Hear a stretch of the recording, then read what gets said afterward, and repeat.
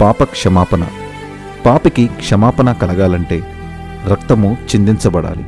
Why? ఎందుకు? సింపుల్గా చెప్తాను. దేవుని మాటకు మానవుడు విధేయత చూపకపోవటం ద్వారా పాపము లోకములోనికి అనగా మానవునిలోనికి ప్రవేశించును. మరి పాపానికి వచ్చు జీతము మరణము. అయితే సమస్త మానవాళి పుట్టుకతోనే పాపులు గనుక ఇప్పుడు పుట్టిన వెంటనే మానవుడు మరణించాలా? అలాగు జరుగుట దేవుని చిత్తము కాదు గనుక దేవుని మాట ప్రకారముగా ఆనాడు మోషే దహన బలిని అర్పించి నిబంధన రక్తమును ప్రజల పాప క్షమాపణ నిమిత్తము ప్రోక్షించును. మరి నేడు మన ప్రభువు దహనబలిగా తానే అర్పింపబడి మన పాపముల ప్రాయశ్చిత్తము నిమిత్తము క్రొత్త నిబంధన రక్తమును సిలువలో చిందించెను.